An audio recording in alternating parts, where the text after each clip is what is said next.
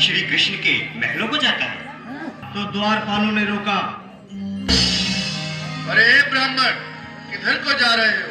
जानते भी हो यह मार्ग किधर जा रहा है? यह मार्ग द्वारकाधीश श्री कृष्ण के महलों को जाता है। हे विप्र, तुम यहाँ कहाँ भटक रहे हो? ए भाई, मार्ग श्री कृष्ण के महलों को जाता है। मैं उनसे ही मिलने आया हूँ भाई। यह भी खूब रहा, यह कौन सा समय है? अरे पंडित जी, श्री कृष्ण अपने महल के शयन कक्ष में आराम कर रहे हैं।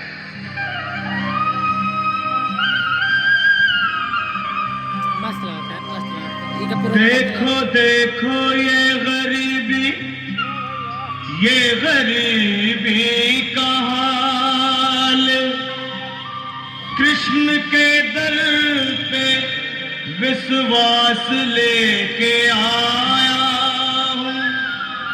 मेरे बचपन का यार है मेरा श्याम, हमारे महल के करीब आ गया है। हमारे महल के करीब आ गया है। अरे द्वारपालो, कन्हैया से कह दो कि दर पे सुदामा करीब आ गया है। मुझ पर दया करो भाई, बस तुम जाकर कन्हैया को ये बता दो कि उनका बाल सखा सुदामा मिलने आया है।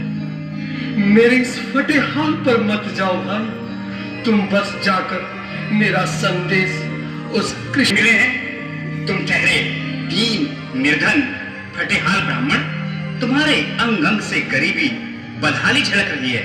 और कहा महाराज श्री कृष्ण, क्षमा करना पंडित जी, हमें अपने प्राणों से हाथ नहीं धोने, जो तुम्हारा ऐसा भी सुन लो, जब तक मेरा संदेश उस द्वारकाधीश तक नहीं पहुंचाते तब तक मैं यहीं बैठा हूं, चाहे मेरे भूख प्यास से प्राण ही क्यों न चले जाए।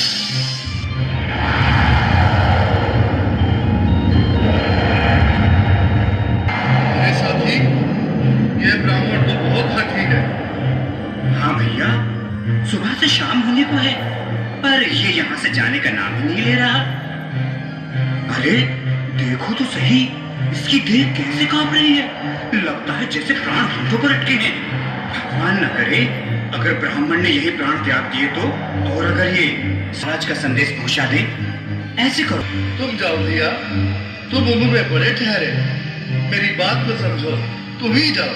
देखो भाई, मैं ही जाता हूँ। मुस्कान है, लगता है जरूर कोई नई लीला रचने वाले हैं। द्वारकाधीश की जय। द्वारपाल, इस समय पर कारण ही कुछ ऐसा है। द्वार पर एक ब्राह्मण स्वयं को रुक क्यों गए? ब्राह्मण स्वयं को आपका मित्र बताता है, आपसे मिलना चाहता है। अपना नाम सुदामा बताता है। सुदामा? क्या कहा? सुदामा? मेरा बाल सखा सुदामा, मेरे बचपन का मित्र सुदामा? सुदामा